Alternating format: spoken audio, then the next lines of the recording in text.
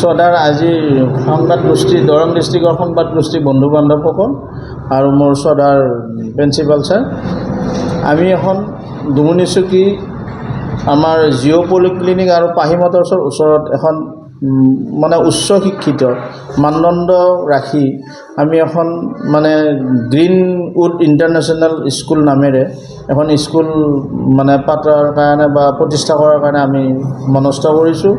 ইয়াত মোৰ মানে বন্ধু সুলভ doctor Samarjit Saikia sir, doctor Sourav sir আৰু মহম্মদ নজৰুল আলী মোৰ লগত জড়িত আছে। আৰু আমি ইয়াৰ যোগেদি এটা ভাল পৰিৱেশ বা ভাল শিক্ষাৰ মানদণ্ড এটা মানে জাগৰণ কৰাৰ এটা মনস্থ কৰিছোঁ। ইয়াত ৰাইজৰ তথা মোৰ বন্ধু বান্ধৱখিনিক মই সহায় সহযোগিতা বিচাৰিছিলোঁ। হয়, নমস্কাৰ। আমি দুমুনিচুকীত বিশ্ব মানদণ্ডৰ শিক্ষাৰে শিক্ষিত এটা অনুষ্ঠান পাতিবলৈ মনস্থ কৰিছোঁ আৰু অনুষ্ঠানটোৰ নাম হ'ল গ্ৰীণউড ইণ্টাৰনেশ্যনেল স্কুল। আমি ইণ্টাৰনেশ্যনেল কাৰিকুলামেৰে স্কুলখন পাতিবৰ কাৰণে প্লেনিং কৰিছোঁ, যাতে আমাৰ এই অঞ্চলৰ এই বৃহত্তৰ অঞ্চলৰ ছাত্ৰ ছাত্ৰীসকল, অভিভাৱকসকল সকলোৱে যাতে উপকৃত হয় আৰু এটা শৈক্ষিক বাতাবৰণ যাতে আমি সৃষ্টি কৰিব পাৰোঁ, সেই উদ্দেশ্যৰে আচলতে আমি বিদ্যালয়খন স্থাপন কৰিছোঁ। আমি সাধাৰণতে প্ৰাথমিক পৰ্যায়ত আমি যদিও সপোন বহুত ডাঙৰকৈ ৰাখি থৈ দিয়া আছে, প্ৰাথমিক পৰ্যায়ত আমি প্লে গ্ৰুপ, নাৰ্চাৰী আৰু KG, তাৰপিছত 1ৰ পৰা 6লৈকে আমি এডমিশ্যন দিয়াৰ ব্যৱস্থা ৰাখিছোঁ। আৰু আমি ছাত্ৰ ছাত্ৰীসকলক বা অভিভাৱকসকলক ছাপোৰ্ট দিবৰ কাৰণে এই অঞ্চলৰ যিহেতু আমি সামান্য পৰিমাণে আমি আৰ্থিকভাৱে পিছপৰা অঞ্চল, সেইকাৰণে আমাৰ যিটো ফি ষ্ট্ৰাকচাৰ, যিটো ফিজৰ গাঁথনি, সেইটো আমি যিমান পৰা যায় কম ৰাখিছোঁ, যাতে সকলো ছাত্ৰ ছাত্ৰীয়ে শিক্ষাৰ ক্ষেত্ৰত আগবাঢ়ি আহিব পাৰে।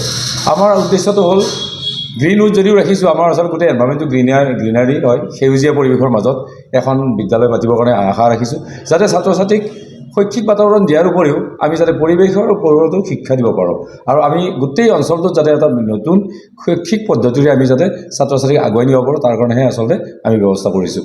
দিছ will be completely English medium school and although we are having the curriculum of the CBSE, আমি CBSE curriculum, but to some extent we are trying to cope with the new environment so that our student will be not having any problems, যাতে আমাৰ ছাত্ৰ ছাত্ৰী কোনো সমস্যা নাপায়, তাৰ কাৰণে আমি ছাত্ৰ ছাত্ৰীসকলক বুজাবৰ কাৰণে যত্ন কৰিম। আমি প্ৰি নাৰ্চাৰী KGৰ পৰা যিটো প্লে গ্ৰুপ বা নাৰ্চাৰী বা KG লেভেলৰ ছাত্ৰ ছাত্ৰী আছে, তেওঁলোকক পঢ়োৱা কিতাপটোৰ কাৰণে দিল্লীৰ পৰা এটা অনুষ্ঠান আহিব আৰু সেই অনুষ্ঠানটোৱে শিক্ষকসকলক আৰু ছাত্ৰ ছাত্ৰীসকলক ট্ৰেইনিং দিয়াৰ ব্যৱস্থা আছে। কিন্তু মই মনত ভাবিছোঁ অকল শিক্ষক আৰু ছাত্ৰ ছাত্ৰীক ট্ৰেইনিং দিয়াতকৈও যিখিনি অভিভাৱক থাকিব তেওঁলোককো যাতে আমি সেই ব্যৱস্থাটোৰে শিক্ষিত কৰিব পাৰোঁ, সেইকাৰণে ব্যৱস্থা আমি ৰাখিছোঁ। আমাৰ বিদ্যালয়খন সাধাৰণতে আণ্ডাৰ কনষ্ট্ৰাকশ্যন, এতিয়াও গঠন চলি আছে।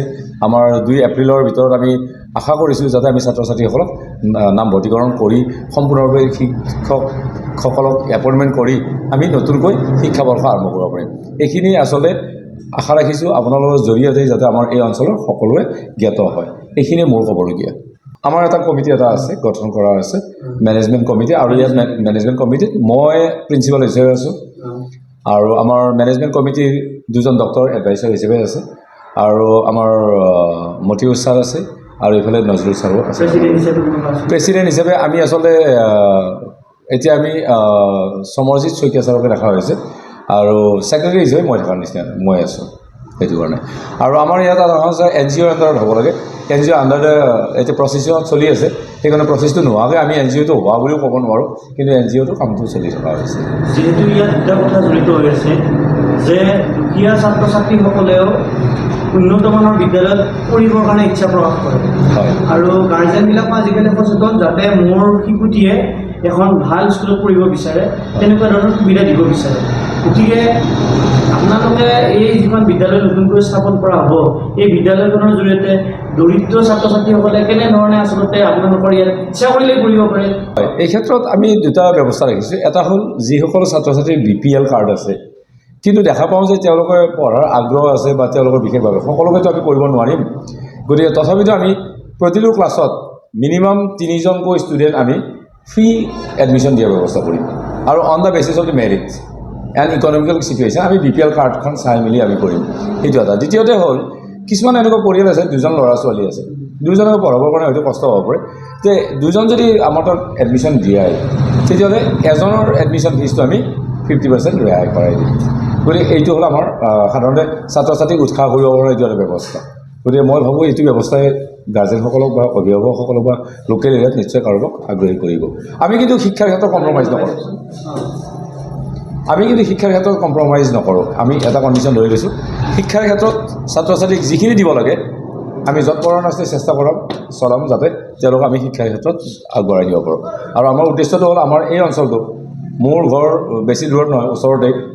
মই বিভিন্ন ঠাইত চাকৰি কৰিছোঁ, প্ৰায় 28 বছৰমান চাকৰি কৰিছোঁ। কৰি মই নিজৰ এটা ভাবিছোঁ যে মোৰ এই অঞ্চলটোৰ প্ৰতি এটা দায়িত্ববোধ বুলি ভাবি লৈ মই অনুষ্ঠানটো আগবঢ়াবৰ কাৰণে চেষ্টা কৰিছোঁ।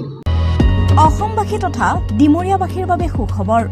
কামৰূপ মহানগৰ জিলাৰ সোণাপুৰত স্থাপন ডিমছ হাস্পতাল এণ্ড নাৰ্ছিং হোম। উপলব্ধ বিভাগসমূহ: general medicine, gynaecology, general and laparoscopic surgery, orthopaedic surgery, paediatrics and neonatology, palliative medicine, pain clinic, dermatology, ENT, urology, দুৰ্ঘটনা আৰু জৰুৰীকালীন সেৱাৰ বাবে 24 ঘণ্টাই উপলব্ধ ডিমছ হাস্পতাল এণ্ড নাৰ্ছিং হোম। অত্যাধুনিক সা সুবিধাৰে পৰিপূৰ্ণ ডিমছ হাস্পতাল এণ্ড নাৰ্ছিং হোমত উপলব্ধ digital x-ray, 24 hours pathology, ECG, PAC clinic, 24 hours RMO doctors. ঠিকনা: বৰঘাট, সোণাপুৰ, কামৰূপ মহানগৰ জিলা। যোগাযোগৰ নম্বৰ 8009040080।